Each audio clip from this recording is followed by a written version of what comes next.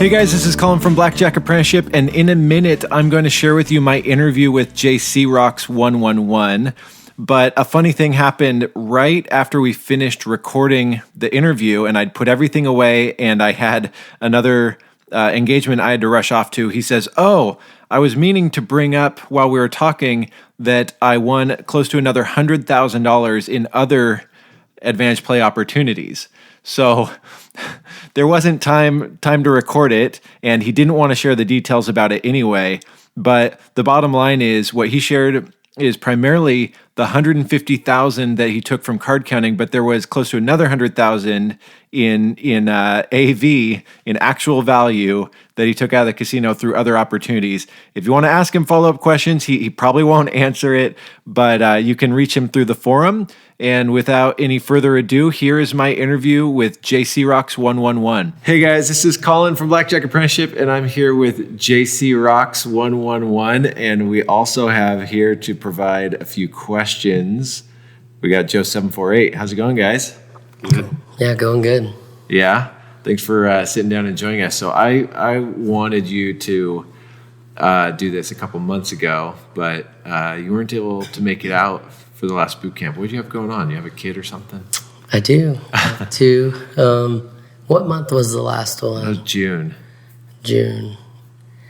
I don't know what was going on. Something just like. Well, you gotta work your schedule around these boot camps because sure. People want to hear this story. So before we get to that part of the story, let's just start at the beginning and why don't you share with us how you got into card counting? Card counting, I had come across like a YouTube video. But how do you just come across? So I went to like a poker fundraiser, like a Texas Hold'em thing. Yeah. And I was YouTubing that because I had a lot of fun. And then I came across the Blackjack Apprenticeship video, about counting cards. And I was like, thought I could do that. It was like pretty cool. And then I think the next day I watched like 20 videos, Oh, funny. Yeah. And that was like, that's what kind of got me interested, And what were you doing at the time? That was 2016. I was in real estate still. Yeah, that's it really. Just kind of doing real estate. Mm-hmm. And what did your wife think when you're like, she's like, "What are you doing?" And you're like, "I'm binge watching card counting videos." Yeah, I think at first she thought I would, it would not last or something, so she didn't really say anything. But I don't know. When I find something I'm interested in, I'm pretty obsessive with it. Either whether I got a dog and now I'm trying to pretend like I'm the world's best dog trainer or something, just want to. So that's what I did with card counting. I just kind of learned really fast and was dealing to myself all the time with the coin jar and stuff like that. So with the coin jar? Yeah, quarters and tons. Oh, that was your betting. That was just your units, just to see how much I would have won. Oh, that's funny. Stuff like that. That's funny. Really early on. So Joe calls that having the fire. Mm-hmm. You had the fire. I remember we used beans once on a trip and we didn't have chips. We had to test out a player. Oh, that's hilarious. So we went to try to find the biggest, largest beans we could find. That's funny. The high roller beans. Those beans can only be found in the Highland area. Right. So you got obsessive about it. You probably for a few months, and then I bought the membership.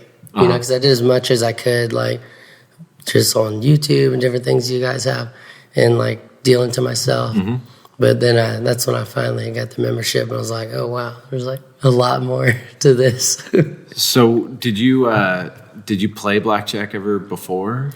No, I had never gambled before at all. Wow, just trying to beat other fundraiser people. Yeah, poker. Yeah, that was your gateway drug. Yeah, I had some older cousins that lived by me. Sometimes we would go to the casino, because it's pretend you're playing a slot and get a free drink or something like that. And that was it. Wow. But you just kind of something about card counting lit that fire. For sure. And it was the investment piece, because I think early on I had seen about EV and how much per hour and stuff. And I was in between buying rental properties. Like, I didn't have quite enough to buy another house, but I wanted to do something in the meantime. It was like $10,000 or $8,000. Yes, I remember some email exchanges. I was like, maybe it's good timing. I can like put this money to work, you know, while I save for the next house, you know. Yeah. So it kind of made sense where I was at in life too, like business. Yeah. It was always business, like from Yeah. the beginning for me. Yeah. Like, how much can I make? Like, what's the risk, you know, and that kind of deal. So you got a membership. You learned that there's more to learn, and Yeah. kind of probably like watch videos and stuff. Yeah, the video courses was like the main thing, like for the membership, because it's like I tell my friends, like a college course. It's like there's so much, you know. So that's what I bought it for. And then kept training. Yeah, I kept training. I really early on, I probably played like a little too soon. You know, like if you go back at some of my forum posts, I'm like, oh my gosh, you know, like. Happens to everyone. Yeah. But I think because I won at first, you know, like $800 or something. I'm like, this is awesome. Like, Yeah. it's easy, you know. Easy money. But then, like, I lost it all back. So I was like, you know, this can't keep happening, guys. Like, you know. And, Yeah. and everyone gave me great advice. Like, you probably shouldn't be playing till you're perfect, you know. People could go back and look at your early posts. Yeah. That's awesome. Yeah. Because I just didn't know. And I even had a phone consultation set up with you, like, the next day. But I used the software to see risk and EV and stuff. And I was like 11%'s not bad, you know, 12%. And I'd lost like my whole, it was like, because I had the 8,000, but I was like, I'm going to start with 2, you know. Yeah. And I had lost that. But then I learned a lot after talking to you the next day. Oh, good. So it's like, let's start fresh as a professional, even though I wasn't yet. But, you know, that's how I took it after that, you know. And then how long was it from there to when you started playing some more?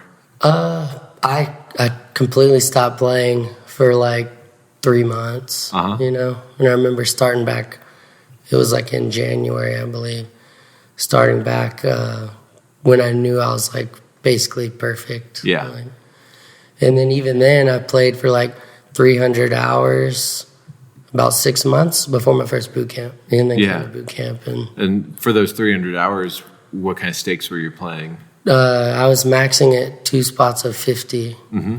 Yeah. And I'm sure those hours like really helped you kind of refine. For sure. You felt like you were perfect at home, and then you got all those hours in at the casino. Mm-hmm. So, yeah. Because for me, it was like boot camp was like, you know, so now I can really take it to the next level after this, like, validation and stuff.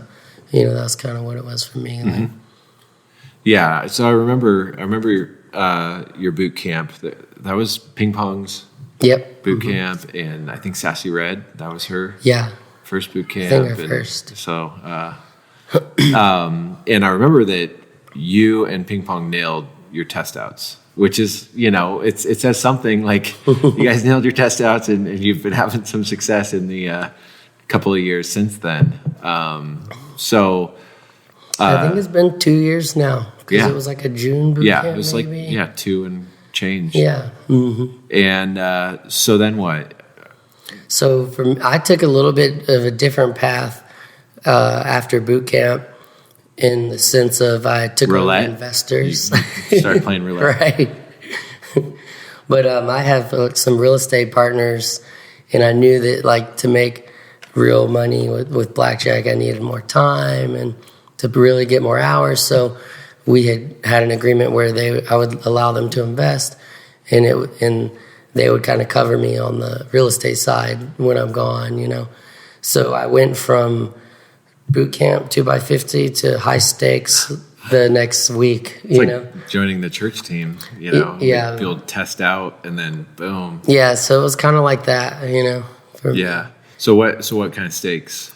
I started, the bankroll started with 50,000, and I was doing 2 spots of 300 for like a month. Good. Yeah. And then we just decided, there's 3 people involved, so we wanted more to go around. So we bumped it up to 100,000 bankroll and 2x500, and that continued for 2 years till now. Yeah.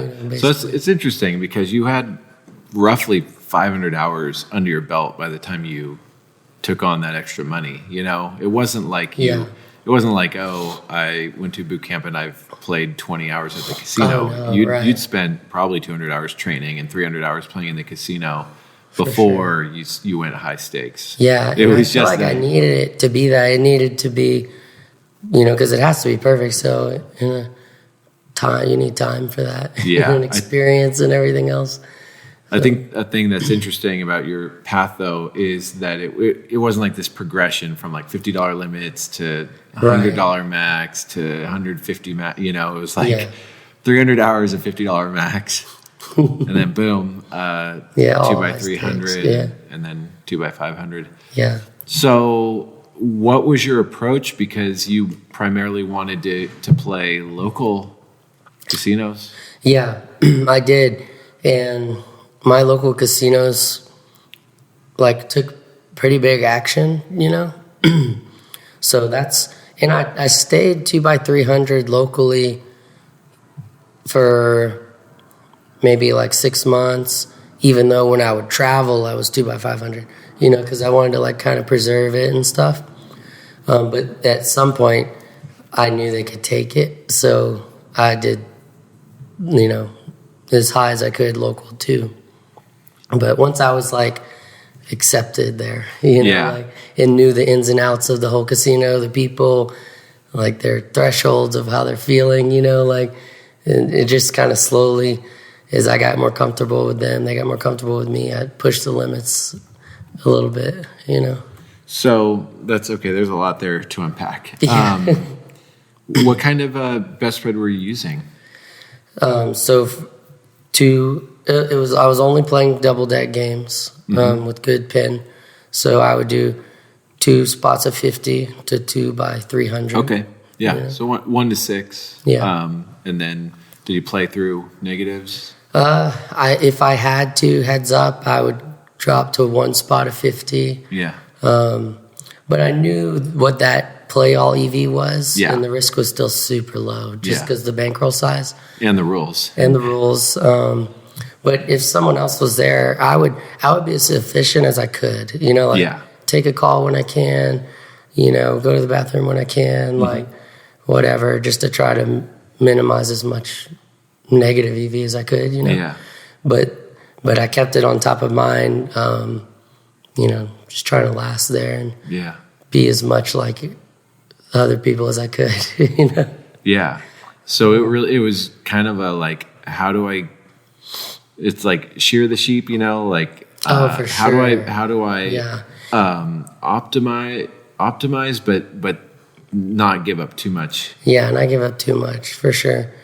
And that was another thing. I would keep my wins, not really the smaller side, but a couple thousand, 3,000, 4,000 each session. Which can be a little frustrating playing local because I didn't limit my losses, you know? So when you have a bad day, in my mind, it's well, great, this is going to take 5 trips now to get this back, So that's all, it all evens out, but that's the mental side of it because I had to keep my wins smaller just for attention, so. I think that was a great move because you just didn't win enough to the point where anyone has a reason to freak out and kind of each time check in with their higher up. And it was they saw you lose a lot for a long time, but they only saw you win for short periods of time. And it just kind of... not quite enough to make an impact, and then for a lot of these employees, it resets every time, each session. So that's kind of was my approach. Yeah. Another thing I did was be careful how I cashed out chips and when I cashed out chips, because a lot of cages have their own procedures, over 3,000 or however much might trigger a review of like, where did that happen? Sometimes I'll ask, where were you playing? Like, that's why, so most of the time I wouldn't cash out at all right after the session, or maybe like a small amount, go back on a different shift, get a friend to cash out, so, and I had a pretty big inventory too. So, man, okay, there's a lot more questions there too. You're playing rated? All rated. So did they just not have very good records of? No, they had good records. I was hiding in plain sight. I was so comfortable with what I was doing, and it kind of made them feel that way too, But if you're having someone else cash out for you. Oh, I see what you mean. So less than, well. You just didn't want a big cash out to trigger anything. I just didn't want a review of my play that day. Yeah. Oh, okay. Yeah, not trying to like hide chips where it doesn't show I won or lost, That's all tracked at the table, the result on their side. Yeah, it was just not wanting to trigger the review of cashing out a big amount, So how did you find out amounts that triggered calling someone or whatever? Just like asking? Yeah, like just over time, I guess some other players had bad experiences, Like there was a guy, he's also with Blackjack Apprenticeship. I think he won like $7,000. He's from out of town, so he just cashed it all out. And like the next time he came back, it was done. It was over. Yeah. Even though he had no heat at the table, no phone calls, anything. Interesting. So, that led me to believe it was the cash out. Also, I made sure to cash out amounts under where they don't ask for my card anyway. Oh, yeah. So even if, they're all anonymous cash outs, that kind of deal. And how big of losses would you be, when you did have a bad day? Probably like 12,000. Okay, so CTR limits. Yeah, I did also CTR. Because you're playing rated anyway. Yeah, that's what I mean. Like with the hiding in plain sight thing, they were almost like, there's no way he would just be here, Yeah. That kind of deal. And I was there for so long, I played for over 400 hours, high stakes, over the course of like a year and a half, a little less than a year and a half. And they knew me as like the local real estate person or like the fighter or, we would talk about this other hunting business. So like when I was there, it wasn't about Blackjack. Like Blackjack was just something I did, and it was more talking about everything else. They didn't even pay attention. The game was secondary. Really, So who's they? All the staff, dealers, pit bosses, security people, everybody. Knew me. 'Cause I would play the same shift also. Yeah. Because they were so comfortable with me, so I wasn't even going to try to get to know people on Graveyard if day shift loves me. At what point in the year and a half did it become a thing where it was pretty known? Everyone was like, okay, this guy's counting, and we just don't care? No, so that's something that I was so unsure about the whole time, where it was like, do they really just not care? Do they have to know, right? But in hindsight, they didn't know, anything the whole time. When it finally happened, it was the casino manager himself that I had never met, never seen, had come down at the table and backed me off. And the pit boss was like, I didn't see that coming.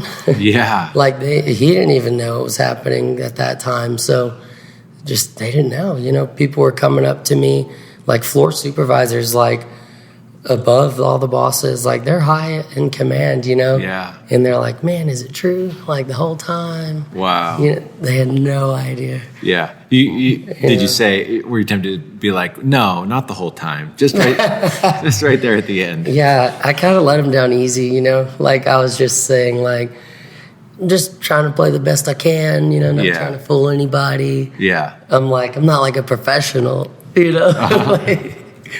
It's a pretty weird balance where it's just we're not it's not like we're going in there and like we're intentionally like being deceptive of our every move, like, but it's just a business thing. It's like, sorry, like, it's just part of it, and it's not always, doesn't feel like the best all the time, because when you have those moments where you get close to these people after a while and then they feel sort of betrayed or lied to, but it's just and like a year in or so, like when, because they were like real friendships, you know, real relationships I had with these people. So there was a time where I'm like, man, when this does end, you know, it's going to be weird, like, for sure. So go ahead.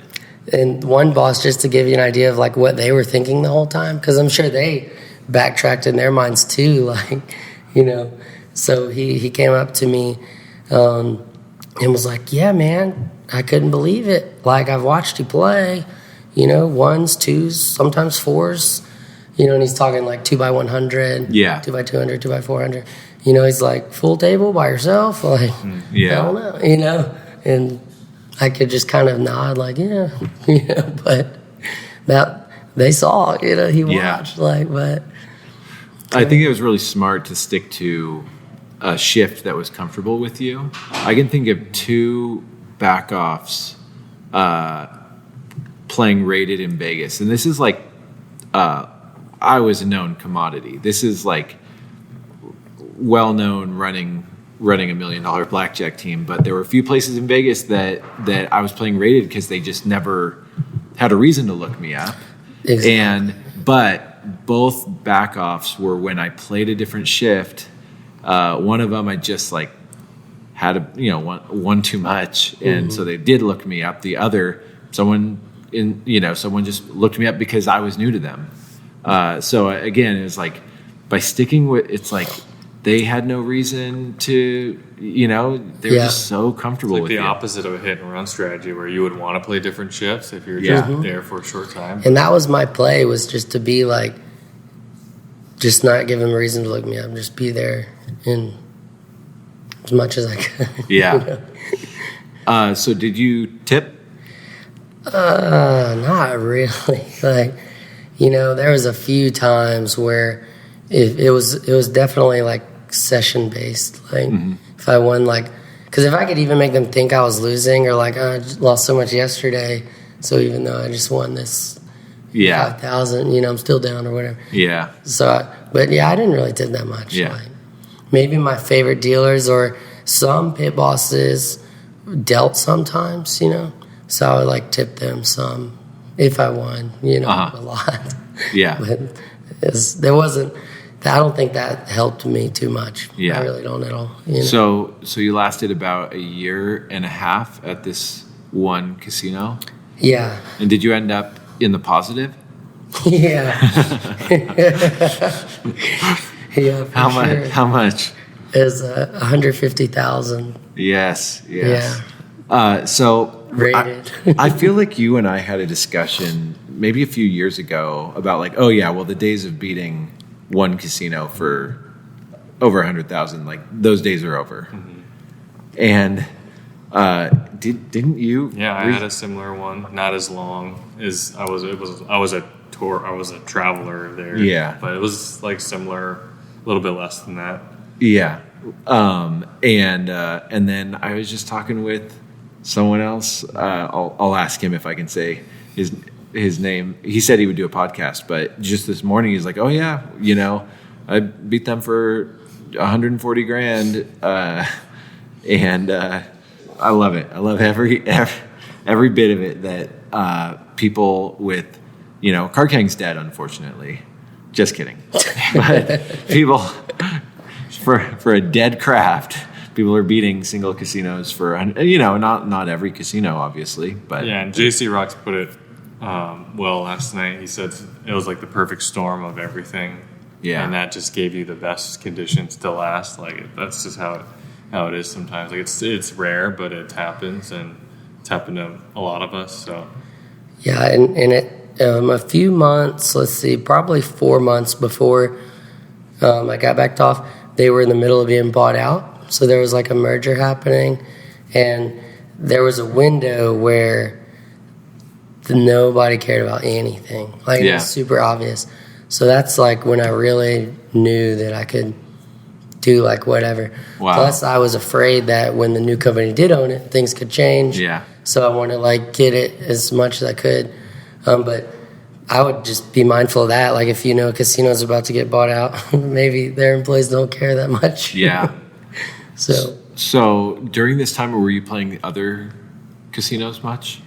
yeah, I would. I was, I would say full time, like 40 hours a month. I would do every other weekend, out of town, and then to get 20 hours, and then at home 20 hours.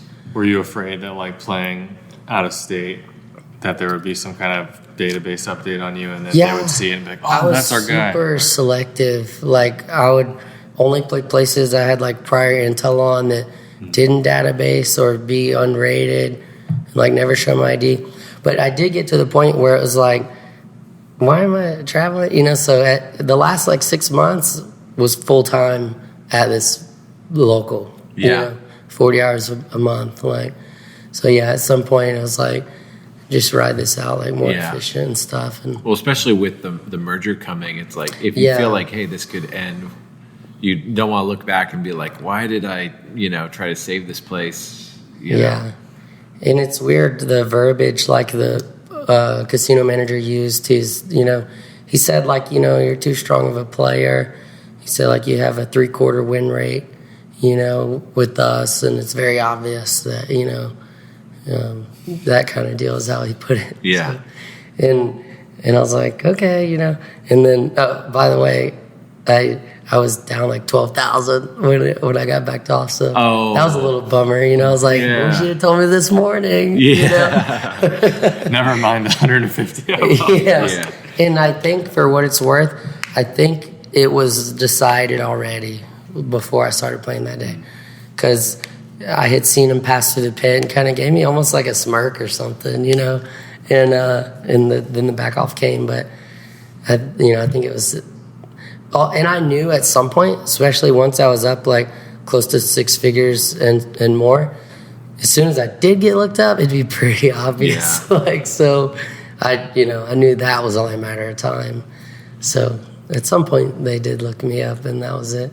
I think it's kind of important for the listeners to note that like there's so many factors that happen to make this work, and don't think that just because you have a local casino that you're going to be able to do what jcrox did. Because let's say, for example, like if the pen wasn't as good, it might not have worked. You couldn't do that tight of a spread, and like that was a big part of it. If you didn't know the whole cash out thing, that could have did you over. If there was one weird person that covered somebody on a shift, your regular shift, that just knew a little bit more than everyone else, that started a chain of events that would have ended it.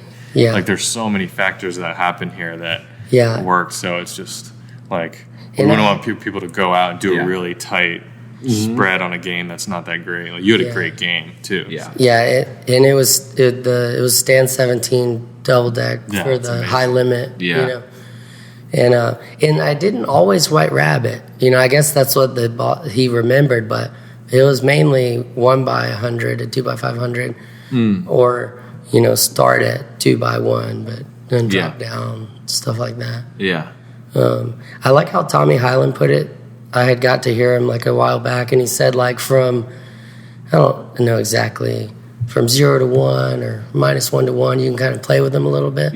And I'm big on that. I do that a lot, because EV wise, it's like hardly no difference. So you could just make it look kind of funny. Like, maybe I would do one spot of 150, or 175, the first hand of the next shoe after I just max bet, stuff like that. Just kind of moving it around.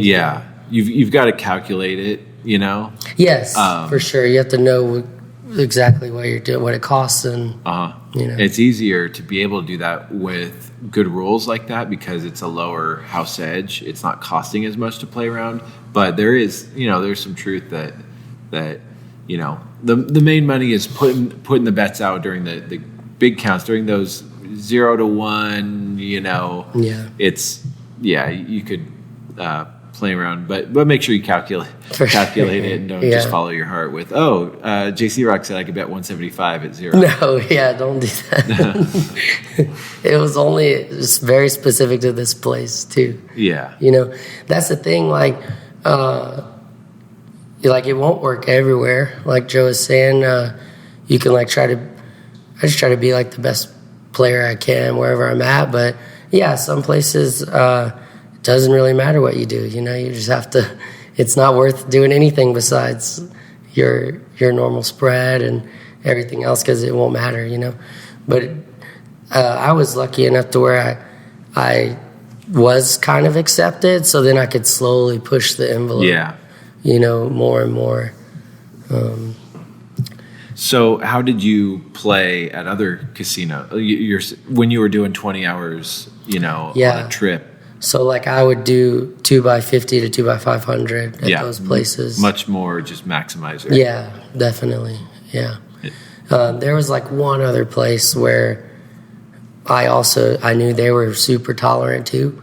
You know, and I would do like 1 to 10, like 100 to 2x5, you know. But yeah, way more maximizer when I'm out of town for sure.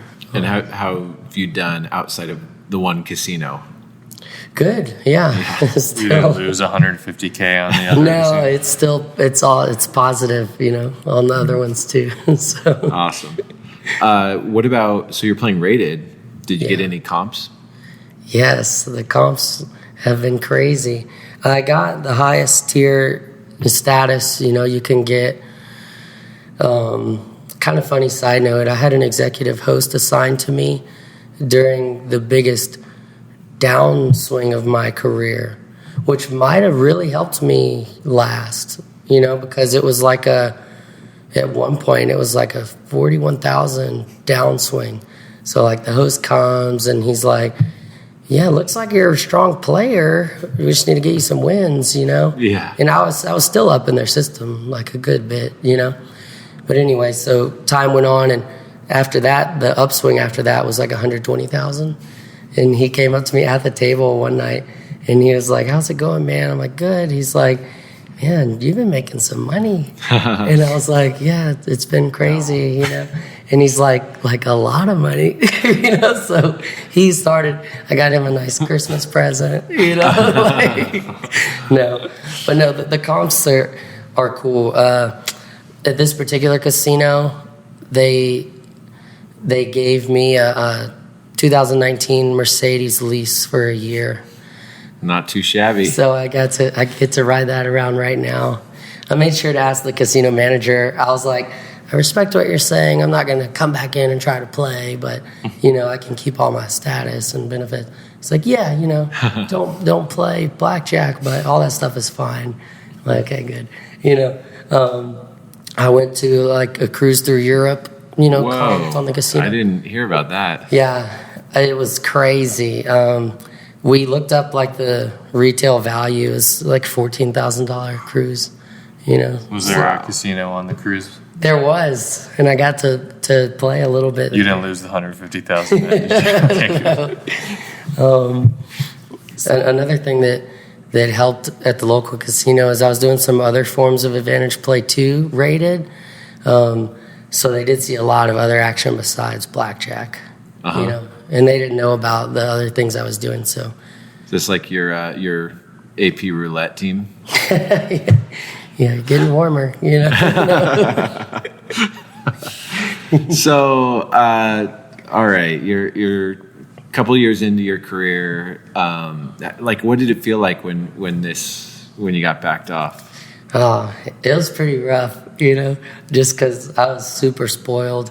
Like, the casino's 2 miles from my house. Wow. You know, and the shift I played was day shift, so like I would sleep till 10, you know, play till 3 or 4 before the shift change, like go work out, like go home. Like, it was pretty hard to beat, you know. So and then you have all these other thoughts, like there's a few other casinos that I would play also locally. Yeah. So I'm like, am I fired now? You know, time to get back on the road, which I had another baby since then. So it's like life was in a different place too. So yeah, it was pretty tough, but you know, it was so worth it. And all good things. All good things come to an end. Did you walk to the casino to save money on gas like a card counter would do? Right. No, I did it. I drove. Drove your comped car. So were you fired? Yeah, I guess I was fired, but I can still do those other things I was talking about. Yeah. So I'm still doing that now, so that's cool. Yeah, just fired from Blackjack. Oh, flyered. I thought you said fired. You were fired. I was fired. No, were you flyered? I did get flyered to one casino. There's 3, so I got flyered to one. But like they let me play for like another month. Like, it's really weird. Yeah. And what now?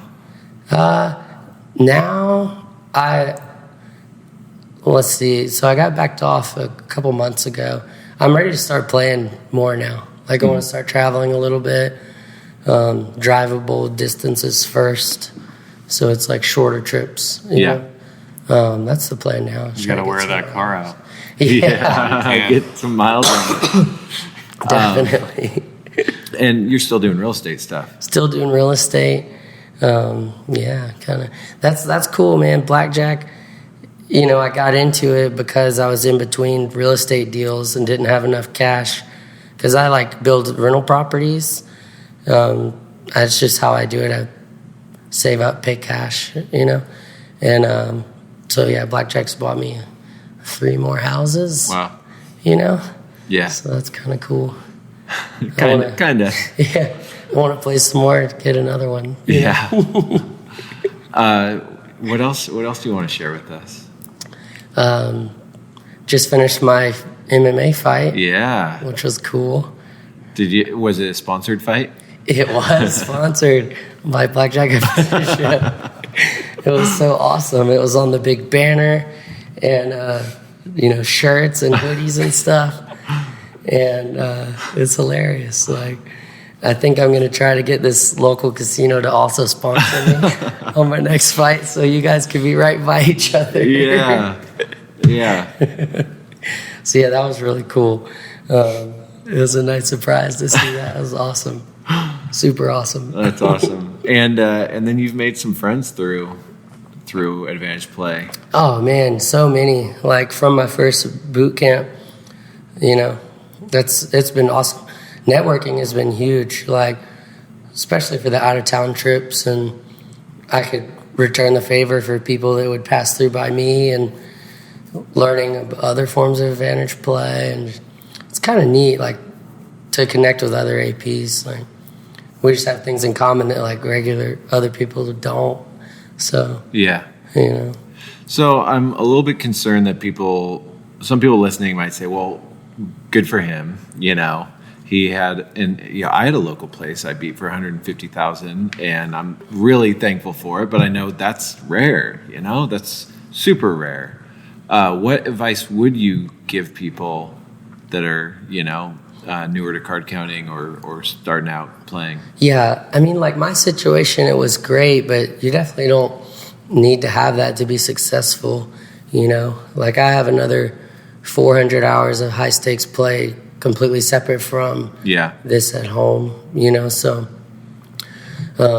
new advice would be, first, just you have to make sure your game is there, you know, because it's not easy money even when your game is there, you know. So you definitely can be slacking in that department, but you just need the hours, like however you slice it. Like it's, you know, it's like 2 steps forward, 1 step back on steroids, you know. So yeah, it's just hours, just grinding.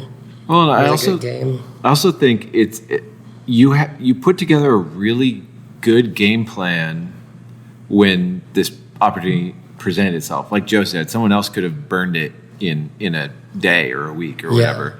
So it seems like, okay, you're training or you're finishing your training, like put together a good game plan. Like do the networking before you burn the games out, and find out some games are worth just crash and burn. When there is a valuable place, like put the time, thought, and energy into figuring out, you know, and never be afraid lose a place, but it's really cool that you put together such a great game plan of minimizing large wins, being okay with some large losses, not having big cash outs that are going to trigger anything, getting comfortable with the staff, sticking to that shift. Like, there's a lot of really smart decisions you made that played into this working out the way it did. Yeah, just try to be thoughtful with like every decision, like really treat it like a business, not just see what happens, and we can't control everything, but we can try to like have some say in the outcome, that kind of deal. Yeah. You have any other questions for him? I brought my mom through there one time, introduced her to everybody. Oh, that's I think it's like a super innocent play, Yeah. We were having lunch. So that was kind of cool. Also at my fight, I sold like some VIP tables and stuff, and I had like 6 APs there and like 6 casino employees from that local place, supervisors, dealers.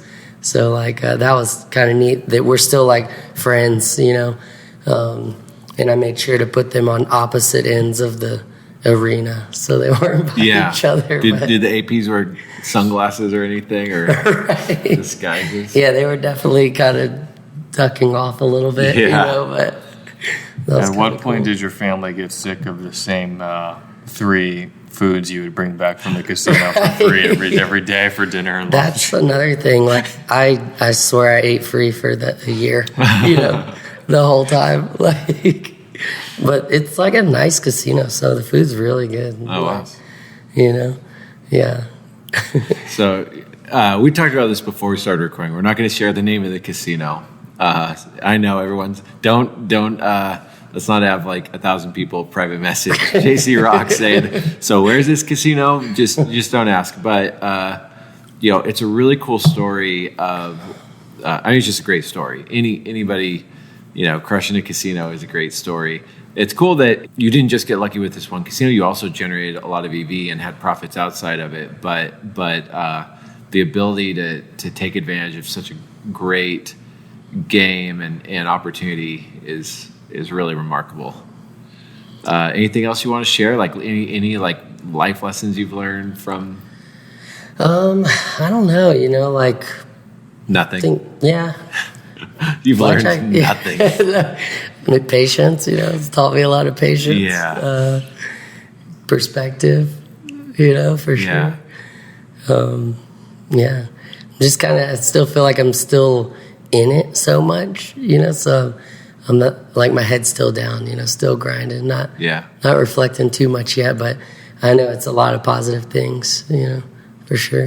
I think it's like that difference between the practice of card counting and the art of card counting, yes, or however you put it, is just that all those things that you did were not things that were necessarily in books or like, it's all these, I think it has a lot to do with just the people, like just relating to people, and like I would try to get, not on purpose, but like empathy from them, like if I'm losing and things like that, or if I'm winning. But yeah, because they're people we forget, like you see like a suit and like a straight face in the pit, and it's like can be intimidating, but they're just like clocking into work like any other job.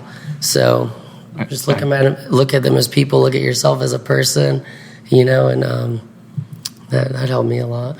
I think that's why with card counting, there's so much. We all share these stories, and sometimes our accounts are so different, even at the same property. Or like, there's so many variables because there's so much human involvement in the decision making of whether or not to let you play. And so there's so many different ways it can go, and that's where the art comes in. Because it's people want just a clear roadmap of like, okay, so I go to this casino and I'll play this number of hours, and there just isn't. You have to learn both the skill, you have to master the skill, but then you also have to like learn the principles, the principles of how, the principles of like, oh, if I,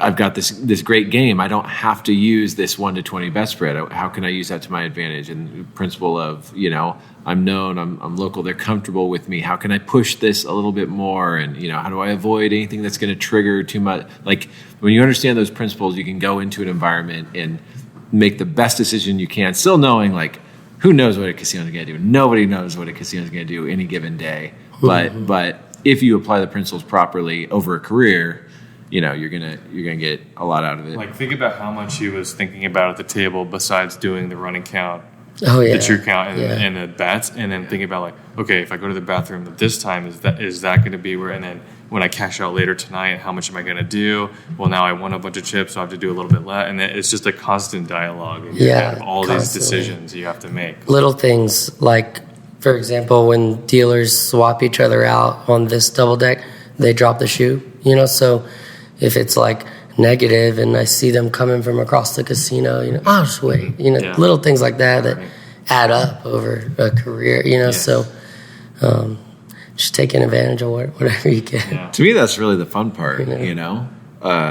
Like, we've all had the skill for a long time, but the fun part is like, how do I navigate all the variables? The unfun part is the backoffs and losses, but the fun part is maximizing all those things moving around in your head. Yeah, it was fun talking to them while I was doing it, like especially the supervisors and stuff. Like, should we talk about something totally random, and I'm heads up pushing out max bets. It's like, it was kind of cool. Yeah. I'm like, no, he really doesn't see. And that's why you need to be so well trained, well practiced, because you need to free up that mental energy to be able to do all those other things. Like, think about all those other ways to generate more EV in the same situation. So. Yeah, that's a really, really good point. The less effort you're putting into playing, the more effort you can put into all the other things that go into being really a like a shrewd or a successful card counter or advantage player. Mm-hmm. Oh man, group hug. They lost a friend, but they have the memories. Right. and you have $150,000 of their money in a 2019 lease for a year. Yeah. Wow, that's something. Cool side note, I got to play so much even this year before the back off that I'll be able to get that top status again for 2020. Oh, nice. So I'm hoping to get another car next year. Yeah. And cruises and everything else. Oh my gosh. So that'll be cool. Yeah. Keep me posted on what you're able to get just out of it. The gift that keeps on giving. Yeah. No, that was, we got backed off from a place and still had like thousands of dollars of comps that we used for free gas, but no Mercedes, no cruises. Awesome. Well, thanks for sitting down and sharing this story. I think there's a lot of valuable lessons, and it's just a great story. And you're a very good card counter, both in the technical, like nailed your test out, but also in the more the art of card counting. So it's fun, to hear about it. And you're on the forum, I guess, if people don't bombard him asking the casino, but you've been a cool part of the community too. So thanks for finally sitting down and sharing. Oh, for sure. A lot of fun. Awesome. Well, this podcast is brought to you by Casino and Mercedes-Benz and MMA. Mm-hmm. All right. Well, hopefully that's enjoyable for you guys. And if you want to learn more about card counting, check out blackjackapprenticeship.com.